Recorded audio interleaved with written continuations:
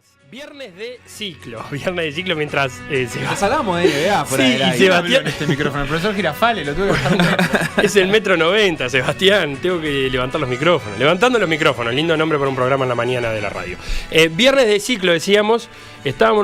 Nos preguntamos cómo nos contamos el deporte.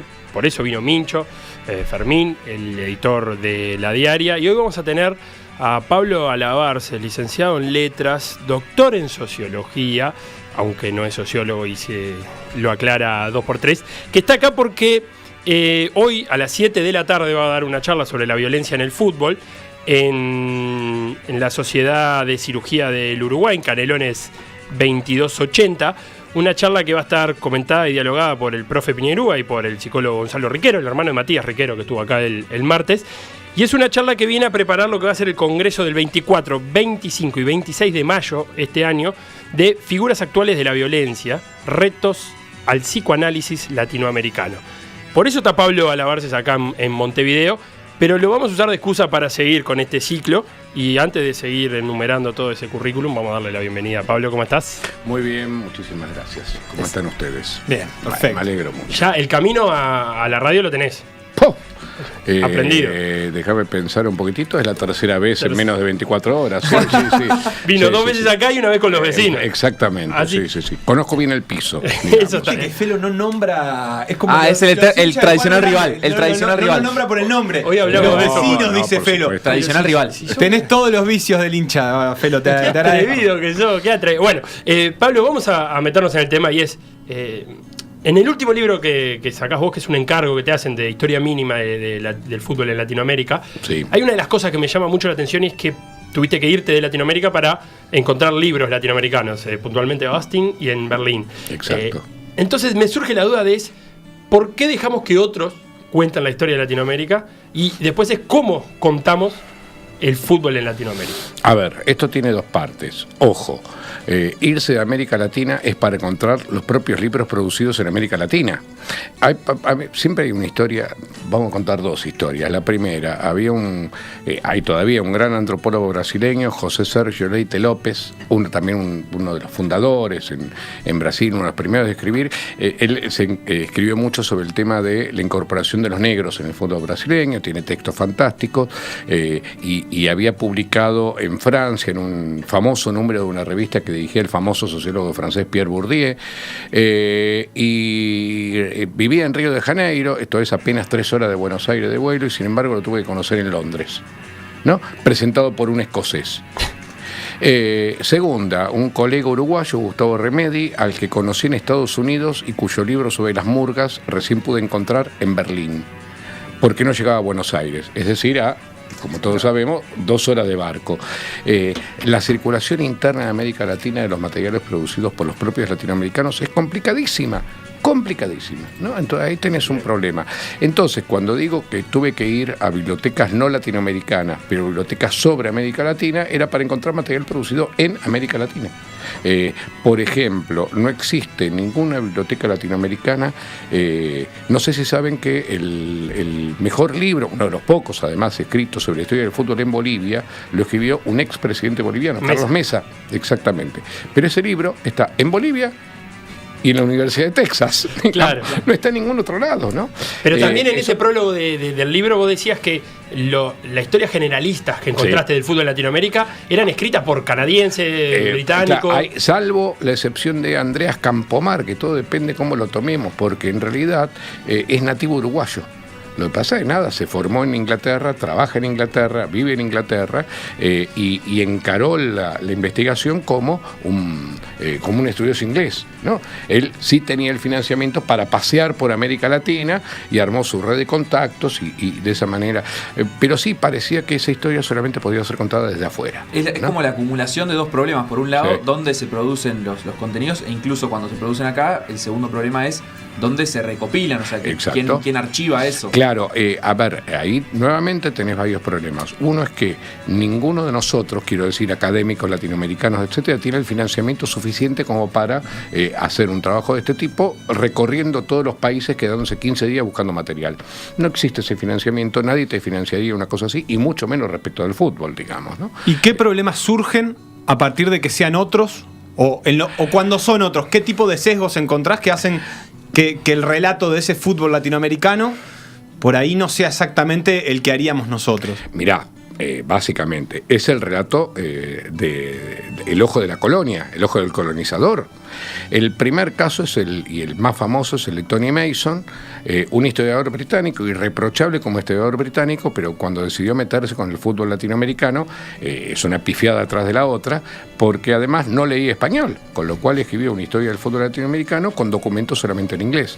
Pero además lo redujo a Argentina, Uruguay y Brasil, ¿no? Eso te delata un tipo de mirada que reduce el fútbol latinoamericano a solamente las tres potencias sudamericanas. Claro, a los mundiales, tal vez, a dónde estaban las selecciones más importantes. Exactamente. Entonces, digo, claramente es la mirada del colonizador, digamos, y no lo que la teoría latinoamericana ha discutido como mirada colonial, perspectivas coloniales, etcétera. Eso es inevitable. Esto es, si te la escriben desde afuera, te lo hacen con una mirada colonial. ¿Y cuáles son los aspectos que ellos resaltan y cuáles son los que, a partir de una visión desde acá, logramos poner en el mapa de la historia del fútbol latinoamericano? Un muy querido colega brasileño, Ronaldo Elal, hizo un trabajo, tiene muchos trabajos, pero los últimos dos son fantásticos. Uno consistió en pasarse 2 años en Buenos Aires leyendo lo que los argentinos decían respecto del fútbol brasileño, ¿no? Para no leerlo de manera estereotípica, sino decir, bueno, a ver que hay un gran mito en el fútbol latinoamericano, y es el que el mejor equipo de la historia fue el Brasil de 1970, ¿no? Entonces él fue a ver en la Argentina cómo se había construido el mito del Brasil del 70. Su segundo trabajo lo hizo en Francia, y lo que hizo fue contrastar cómo la prensa francesa había cubierto el Brasil de 1938 y cómo había cubierto el Brasil de 1998. Los dos mundiales franceses juega Brasil protagónicamente. El Brasil del 38, mundial que gana Italia, pero Brasil queda en el camino en semifinales, y es la explosión brasileña, es el primer momento en que sus estrellas negras, Leónidas da Silva especialmente, Domingos da Guía, etcétera, es la aparición del estrellato negro y mulato brasileño. Es el mismo momento en que el famoso antropólogo Gilberto Freire inventa la idea de fútbol mulato como el fútbol original de Brasil, que combina la capoeira, el samba, etcétera, etcétera. Es un momento muy clave, ¿no?, del Brasil del 38, y luego el 98, con esa final en la que aparece el tema de si Ronaldo debió jugar o no debió jugar. Entonces dice, bueno, vamos a ver cómo cubre la prensa francesa esto. Y ahora llego a la pregunta, lo cubre de la misma manera. Es el fútbol dionisíaco, natural, medio animal, un tanto salvaje, de un país poco civilizado, y que lo que le falta es disciplina, planificación y cartesianismo. Bueno, esa es la idea. ¿Qué es Latinoamérica para la mirada europea? Ese continente fantástico, salvaje, sensual, primitivo, bastante bárbaro, etcétera, etcétera. Y al revés de eso, ¿qué aportes haría o puede hacer a la cultura futbolística latinoamericana un fútbol mejor contado desde nuestros países? Qué buena pregunta, y es una hipótesis, porque nuestro fútbol no está hecho. No quiero ser provocador. ¿Qué pasó con Galeano? ¿Qué contó Galeano del fútbol latinoamericano? Galeano, con una pluma maravillosa, cosa que está fuera de todo, sin embargo, tendió a congelar también cierto mito que volvía al fútbol latinoamericano un fútbol pura creatividad, puro goce y puro obrerismo, digamos, ¿no? Yo me enojé mucho con Galeano cuando descubro en Fútbol Azul y Sombra que había decidido transformar el origen real del Club Argentino Juniors, fundado como Mártires de Chicago y en relación con el socialismo, en una especie de prueba de que todo el fútbol argentino había tenido un origen obrero. Y esto era falso. Esto es, el Mártires de Chicago era una absoluta excepción.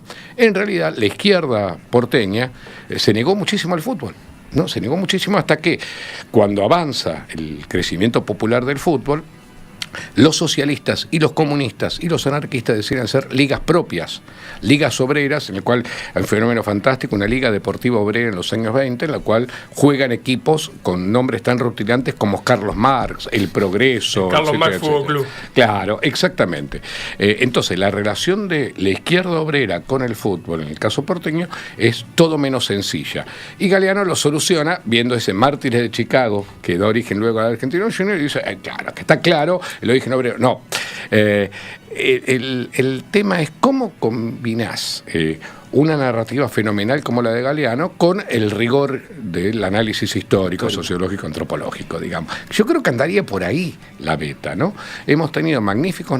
Otro caso es el caso de Fontana Rosa, ¿no? Fontana Rosa es un narrador excepcional, muy mal leído, porque lo que sus seguidores leen, sus apologetas leen en Fontana Rosa es pura celebración de la cultura futbolística machista, misógina y homofóbica argentina. Y Fontana Rosa en realidad está haciendo una terrible parodia de esa, es decir, se está burlando, está marcando que esa cultura es justamente misógina, machista, homofóbica, etc. Y en ese viaje por toda Latinoamérica que primero vos contás que tu primer gran inconveniente es que no había nada latinoamericano y que el fútbol es Sudamérica, con Mebol y con CONCACAF, todo muy separado. Sí.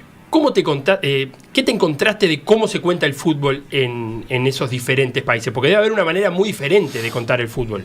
Sí, mira, ahí se aparece otra complicación, que es justamente acceder a los materiales narrativos. Hay lugares donde la ficción futbolística es más fuerte.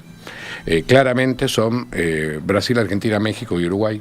A ver, Uruguay tenemos que discutir la nacionalidad de Quiroga, digamos. Claro. Pero bueno, el primer cuento es el famoso Halfback, que era Juan Ponte, Luis Ponte, bueno, que es la ficcionalización. Ponti. Lo leímos. La ficcionalización del caso famoso de este Halfback de Peñarol, si no recuerdo mal, que se mata en. El de Nacional. De Nacional, Abdón Porte. En el Parque Central. En el Parque Central. Abdón Ponte. Abdón Porte. Exactamente. Y entonces, bueno, está bien. Como todos sabemos, Quiroga era un uruguayo que termina escribiendo en la Argentina, pero el caso es un caso uruguayo, pero bueno, ahí Galeano tiene la doble fortuna de haber sido un gran escritor y además muy fundador, porque ustedes saben que existe esa famosa compilación de Galeano, Su Majestad del Fútbol, de 1966, también un libro absolutamente fundacional. En México la figura de Villoro es muy fuerte, aunque es más reciente, y en Brasil especialmente la cosa pasa, lo que yo más conozco es la crónica, no conozco tanto la ficción, ¿no? Aunque hay un gran y muy querido colega, David Good, colega inglés, pero latinoamericanista, y que publicó el año pasado un hermoso Football and Literature in Latin America, donde el tipo se consiguió todo. Y entre otras cosas descubre que hay hasta poesía dedicada al fútbol, desde ya los años 20, ¿no? Entonces, en la explosión de los últimos años, ¿no? Creo que ayer contaba cómo en el año 2000 me alcanzaban los dedos de una mano para historizar, para contar los textos ficcionales dedicados al fútbol, y hoy no me alcanzan ni las manos, los pies y una calculadora, porque hay una explosión de los últimos 20 años, y sin embargo esa explosión opaca lo que en realidad es cierta consistencia narrativa que no pasa por el libro de poesía, no, pasa por la prensa. Esto es interesante, lo discutí con un colega mexicano el año pasado. Decía, bueno, entre el fútbol y la escritura hay una gran distancia. No, paren un poquitito. El peso de la prensa popular en nuestro continente respecto del fútbol es potentísimo, ¿no? El fútbol se vuelve... Piensen que además son épocas anteriores a la radio. Claro. O sea, el primer medio que populariza el fútbol es la prensa escrita. Y actualmente tal vez ya no escrito, pero de todas formas en la construcción del discurso, además, el valor de la prensa es fundamental. Sí, la televisión recién aparece muy entrado en los 60 como dato fuertemente popular de narrar el fútbol. Es primero el periodismo escrito, luego la radio, aparece el cine. Lo que pasa es que el cine ha sido parco respecto del fútbol en todo el continente. Sí. Muy parco. Y te diría que en el escaso. mundo no hay grandes. Sí. No hay han grandes fracasado películas. rotundamente a la hora de hacer películas de fútbol. No hay grandes películas, no, para nada, estoy totalmente de acuerdo. Ahora bien, el peso de la primera prensa popular es muy fuerte. Hay un dato muy lindo, el diario Crítica, el primer diario popular argentino de 1913, rápidamente decide que el fútbol tiene que ser un objeto porque le permite ganar público, y entonces le encargan a un excelso poeta tucumano, Pablo Rojas Paz, la página de deportes, que adopta como seudónimo El Negro de la Tribuna, ¿no? Entonces, el Negro de la Tribuna en realidad era, repito, un excelso poeta tucumano, digamos. Ahora, esos materiales en general casi no se conocen, ¿no? Tenemos esa cosa medio urgente de que, bueno, la literatura la inventó Galeano. No, paren. Había algunos También sucedió algo así con la Crónica Roja y grandes cronistas que se desarrollaron ahí. Exactamente, desde los años... Bueno, el texto de Quiroga es incluso anterior, es del 11 o el 13, sí. Una cosa por el estilo, ¿no?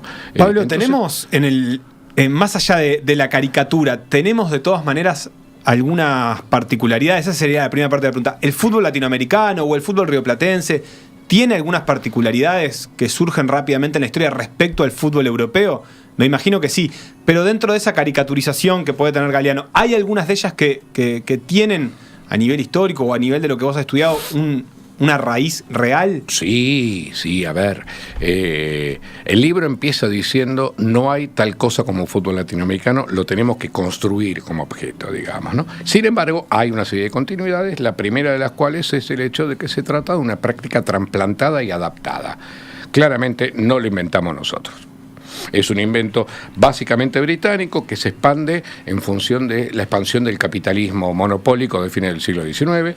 La ventaja de Argentina y Uruguay es que justamente sus economías están más claramente organizadas en torno del capitalismo británico, y eso permite, más ambos puertos, eso permite el desarrollo explosivo del fútbol en Buenos Aires y Montevideo mucho antes que el resto de América Latina.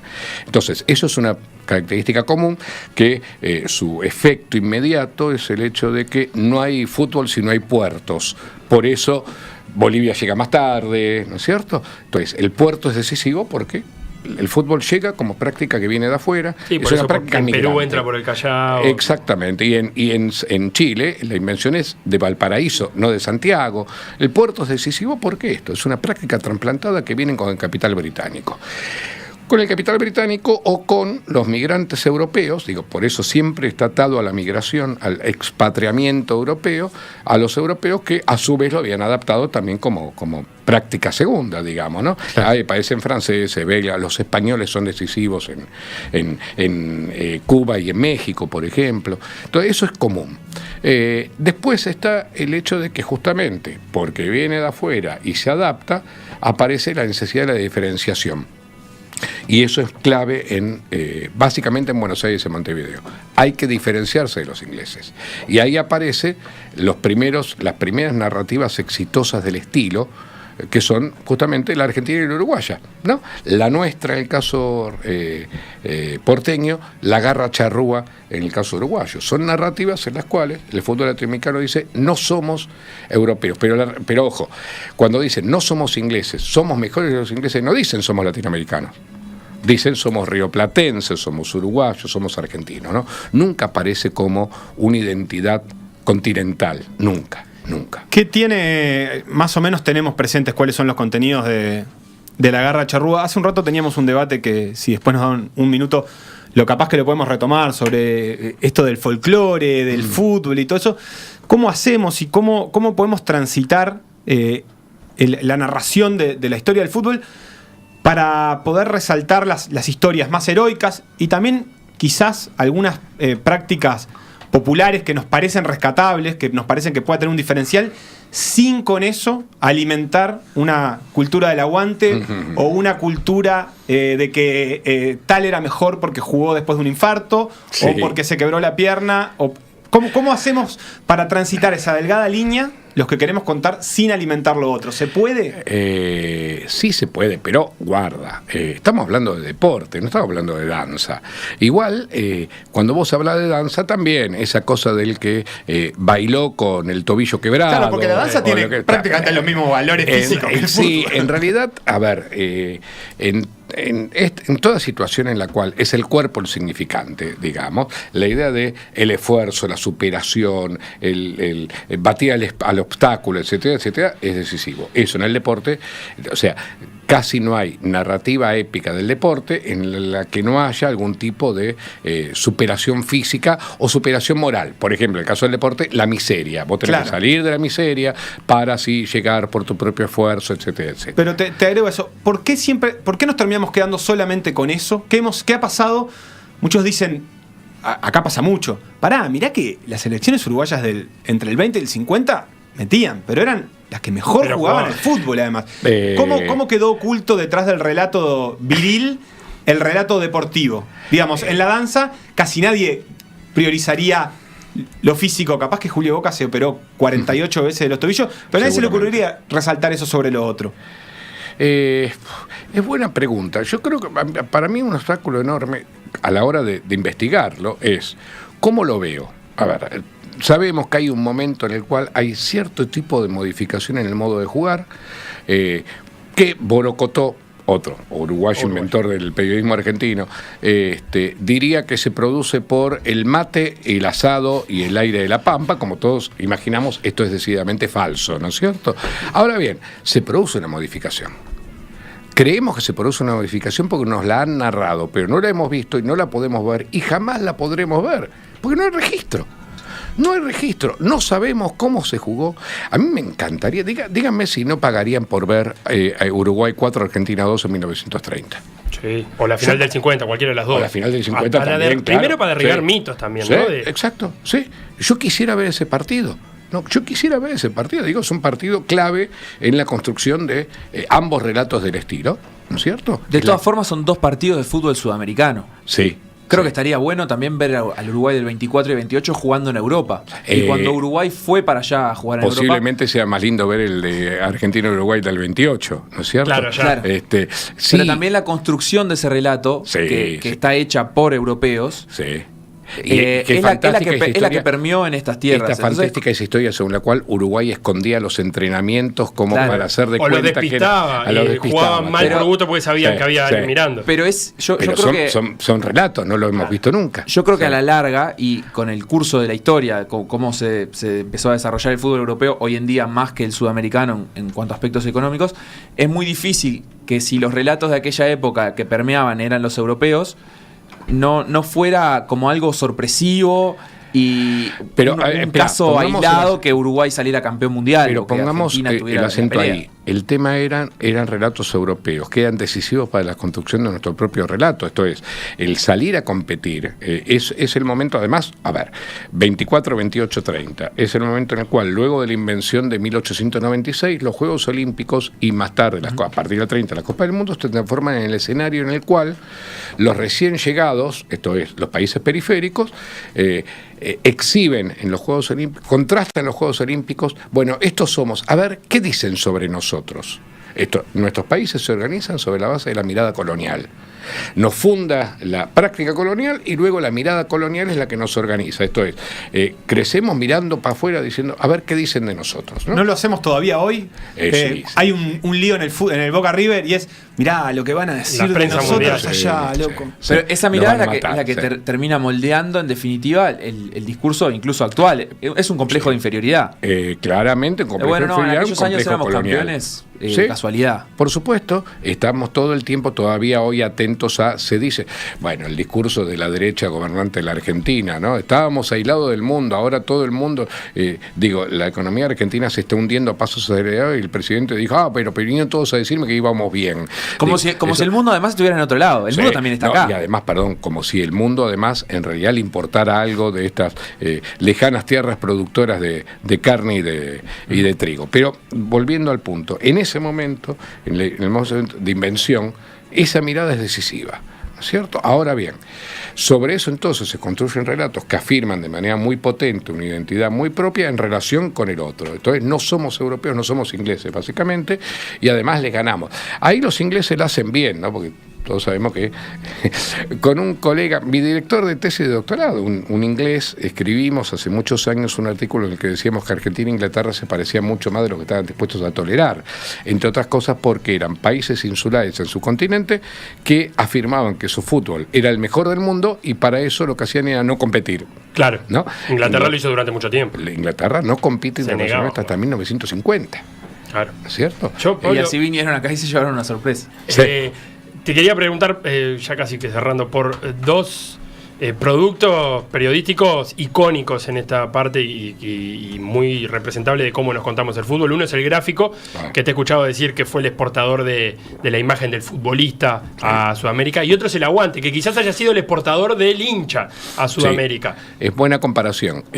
Lo del gráfico a mí, cuando me enteré que el gráfico se leía en toda América Latina, me sorprendí mucho. Realmente yo lo veía, leía de chico como pensé que era un producto puramente local, y después me enteré que no, que en los años 30, 40, 50, fue un texto muy, muy potente.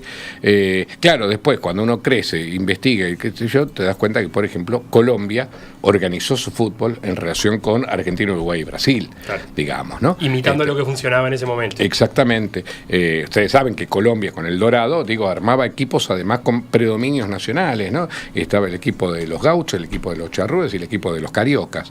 Y esto había funcionado en toda América Latina. Me acuerdo un colega peruano, Javier Protzel, que me decía, un tipo más grande que yo, que me decía, no, yo crecí leyendo el gráfico y aprendiéndome la formación de Huracán. Y vos decís, ¿cómo un peruano puede saber la formación de Huracán?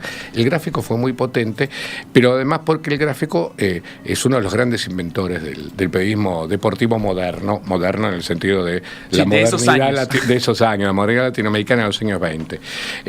Y luego, y es buena la comparación con el aguante, porque también, claro, el aguante en otro momento en el cual la expansión de las redes y las cadenas televisivas facilitó lo que, para los latinoamericanos era imaginar el fútbol argentino, uruguayo y brasileño. Claro. ¿No? A partir de los 90 era además verlo, ¿no? Y el aguante en ese sentido permitía además ver el hincha en acción. Y sí, yo creo que fue un programa decisivo en cuanto a lo que hoy, los 20 años después, los académicos llamamos la argentinización de los hinchas latinoamericanos. Cosa en la que toda la academia latinoamericana está de acuerdo, digamos, sí, claro, ¿no? El modelo aguantador, agonístico, agresivo, pasional, desgarrado del hincha argentino se instaura como modelo en toda América Latina, y el aguante es uno de los primeros en ¿y no somos un poco críticos de más? O no sé si críticos de más, pero es que no le damos demasiado lugar al problema del hincha en comparación con el problema de los que toman las decisiones alrededor de la hinchada. Me refiero a que siempre tenemos como un peso, por lo menos capaz que es una cuestión más periodística, en el hincha, en si el hincha tira, piedra, hoy estábamos hablando del básquetbol, sí. Pero en realidad, ¿cuánto hablamos de los que toman las decisiones? En este momento en Argentina, la tema de la dirigencia del fútbol y la dirigencia política ya llegaron a una comunión absoluta, pero digo, no sé cómo es desde el lugar académico, pero no tenemos también como una visión demasiado cargada en el hincha que de alguna manera nos desvía de pensar en los que toman las decisiones respecto a... Mira, el lugar académico en ese sentido no establece grandes distinciones. Lo que pasa es que hay un reclamo de mercado que en algún momento nos dijo, muchachos, tienen que estudiar la violencia, porque es hora de que los sociólogos, los antropólogos hagan cargo de los problemas de violencia. Y muy, muy parcialmente, apenas dos compañeras, dos mujeres además, se hicieron cargo de la cuestión de la relación de las políticas y los clubes y la dirigencia deportiva.